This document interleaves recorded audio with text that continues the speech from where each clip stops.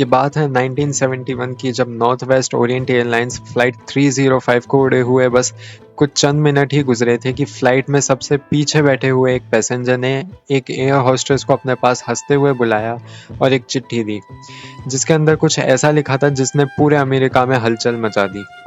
ऐसा क्या लिखा था उस चिट्ठी में?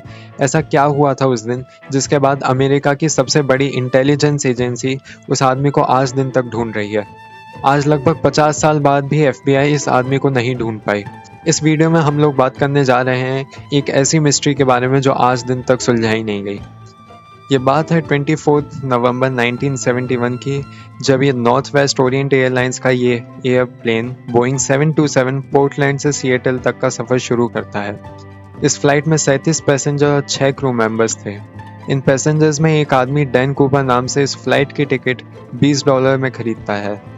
उस टाइम अमेरिका में किसी भी डोमेस्टिक फ्लाइट में किसी भी तरीके की सख्ती नहीं हुआ करती थी, जैसे पैसेंजर्स की किसी भी तरीके से चेकिंग या फिर आइडेंटिटी वेरिफिकेशन नहीं किया जाता था।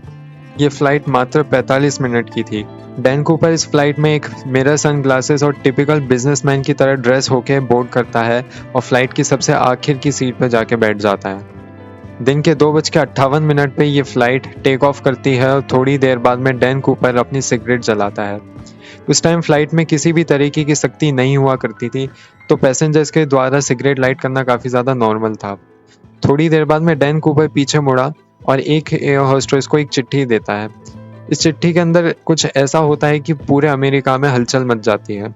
इस चिट्ठी के अंदर एक नोट लिखा था जिसके अंदर लिखा हुआ था कि मैम, मेरे पास एक बॉम्ब है और मैं चाहता हूँ आप मेरे पास आके बैठ जाएं। इस एयर होस्टेस का नाम था फ्लोरेंस शेफनर। ये पढ़ते ही फ्लोरेंस डैन कूपर के पास आके बैठ जाती है और डैन कूपर अपने ब्रीफकेस को खोलता है जिसके अंदर डायनामाइट की 8 स्टिक थी और एक डेटोनेटर था। ये देखते ही फ्लोरेंस समझ जाती है कि ये फ्लाइट हाईजैक हो चुकी है। What really happened to criminal legend D.B. Cooper, the man at the heart of the only unsolved hijacking case in American history. The note reads, "Miss, I have a bomb here and would like you to sit by me." There's a man, he's sitting in the back, and he has a bomb. Exactly what happens next has been in debate for nearly 40 years. The only clear thing is that Dan Cooper was never seen or heard from again.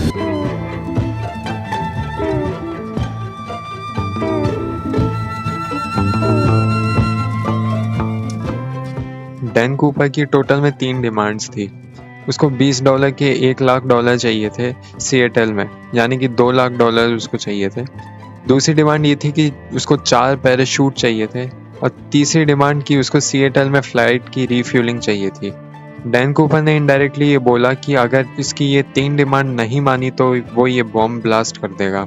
बाकी की passengers को इस बारे में कुछ अंदाज़ा नहीं था कि उनकी फ़्लाइट हाईजैक हो चुकी है। फ्लोरेंस ये डिमांड लेके कॉकपिट में जाती है और कैप्टन को सारी बात बताती है।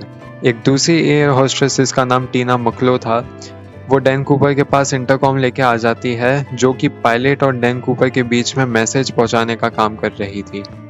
यह अमेरिका की हिस्ट्री में पहला हाईजैक था जो रैमसन के लिए किया गया था। थोड़ी देर बाद में लोकल अथॉरिटीज़ और एफबीआई ने डिसाइड किया कि डैन कूपर की सारी डिमांड पूरी की जाएगी। इस फ्लाइट को 3:06 पे सिएटल में लैंड करना था, लेकिन हाईजैक की वजह से ये फ्लाइट 1.5 घंटा एयरपोर्ट के चक्कर लगाती रही। इस दौरान अथॉरिटीज़ ने डैन कूपर के लिए सिएटल नेशनल बैंक से $20 के 1,00,000 नोट इकट्ठे किए और उनके सीरियल नंबर नोट कर लिए थे, और साथ ही साथ करीबी स्काई डाइविंग क्लब से 4 पैराशूट अरेंज किए। फ्लाइट में बैठे पैसेंजर्स को बताया गया कि टेक्निकल डिफ़िकल्टीज़ की वजह से ये फ़्लाइट डिले हो चुकी है। शाम के 5:45 पे ये फ़्लाइट सिएटल में लैंड करती है और डैन कूपर की सारी डिमांड पूरी करी जाती है। अथॉरिटीज़ ने $2,00,000 से भरा एक बैग और 4 पैराशूट डैन कूपर को देती है और डिमांड के अनुसार फ्लाइट को रिफ्यूल कर देती है। ये सब मांगे पूरी होने के बाद डैन कूपर 36 पैसेंजर और 2 क्रू मेंबर्स को उतरने की परमिशन दे देता है, लेकिन फ्लाइट में अभी भी 2 पायलट और 2 क्रू मेंबर्स मौजूद थे। बहुत जल्द रात हो जाती है और ये जहाज़ एक बार फिर टेक ऑफ करता है। डैन कूपर ने अपने पास बैठे टीना मकलो के द्वारा पायलट को कुछ खास इंस्ट्रक्शन भेजे थे, जिसमें डैन कूपर ने कहा कि फ्लाइट को 10,000 की एल्टीट्यूड से नीचे और 200 नॉट की स्पीड से उड़ाया जाए और फ्लाइट के उड़ान के वक्त फ्लाइट के लैंडिंग गियर्स ओपन होने चाहिए। डैन कूपर ने पायलट से फ्लाइट को मैक्सिको ले जाने के लिए कहा। ये सुनने के बाद फ्लाइट के पायलट्स ने डैन कूपर को बताया कि इस फ्लाइट में मैक्सिको जाने तक का फ्यूल नहीं है और फ्लाइट को रिफ्यूल करना होगा। रिफ्यूलिंग के लिए पायलट ने कूपर को 2 जगह बताई, एक थी रीनो और दूसरी थी फीनिक्स। ये सुनने के बाद रीनो चूज करता है डैन कूपर। अथॉरिटीज ने इस हाईजैक को रोकने के लिए प्लेन के पीछे 2 फाइटर जेट भेजे, लेकिन वो इतनी स्लो स्पीड मेंटेन नहीं कर पा रहे थे, इसलिए इन फाइटर जेट्स ने प्लेन के आसपास चक्कर लगाना स्टार्ट कर दिया। जब ये जहाज रीनो के लिए आगे बढ़ रहा था तब प्लेन में बैठे डैन कूपर ने अपने पास बैठी टीना मकलो को कॉकपिट में जाने के लिए बोला, जहाँ पे 2 पायलट और एक क्रू मेंबर मौजूद थे। जब टीना मकलो ने कॉकपिट का गेट बंद करने के लिए पीछे मुड़ी तब उसने लास्ट टाइम कूपर को अपनी कमर पे कुछ बांधते हुए देखा था। उसके बाद प्लेन का गेट खुलता है और डैन कूपर वहां से छलांग लगा देता है। करीब 3 घंटे बाद जब प्लेन रीनो में लैंड करता है तब प्लेन को पूरी तरीके से चेक किया जाता है। उसमें ना तो डैन कूपर का पता चलता है और ना ही किसी बॉम्ब का। उस दिन के बाद से आज दिन तक डैन कूपर को कभी नहीं देखा गया।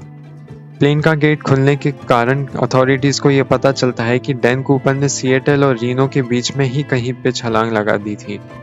प्लेन के लैंड करने के तुरंत बाद प्लेन की इन्वेस्टिगेशन स्टार्ट कर दी जाती है। प्लेन को इन्वेस्टिगेट करते वक्त अथॉरिटीज को एक डैन कूपर की एक टाई, 8 सिगरेट बट्स और एक पैराशूट मिलता है। डैन कूपर की ना ही तो कोई फोटोग्राफ होती है ना ही कोई ठोस सबूत। क्रू मेंबर्स के इंटरव्यू लेने के बाद डैन कूपर का एक फेस स्केच बनवाया जाता है। इस इन्वेस्टिगेशन को आगे बढ़ाने के लिए अथॉरिटीज को ये जानना था कि एग्जैक्टली किस पॉइंट पे डैन कूपर ने प्लेन से छलांग लगाई थी। ये फाइंड आउट करना इतना मुश्किल नहीं था क्योंकि प्लेन ऑटो पायलट मोड पे उड़ रहा था। इसका मतलब जिस रूट पे प्लेन उड़ रहा था वो सब रिकॉर्डेड था और प्लेन की स्पीड और एल्टीट्यूड ऑलरेडी पहले से पता थी।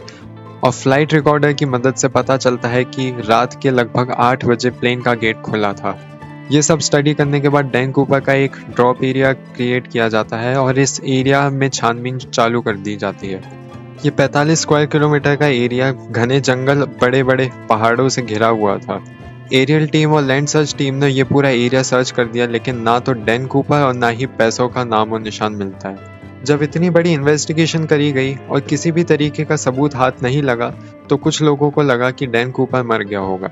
लेकिन कुछ समय बाद FBI ने डैन कूपर का स्केच और $2 लाख के सीरियल नंबर अखबारों में प्रिंट करा दिए और डैन कूपर के बारे में कोई भी इंफॉर्मेशन देने पर इनाम देने का वादा किया गया, लेकिन उन सीरियल नंबर का एक भी नोट नहीं मिला।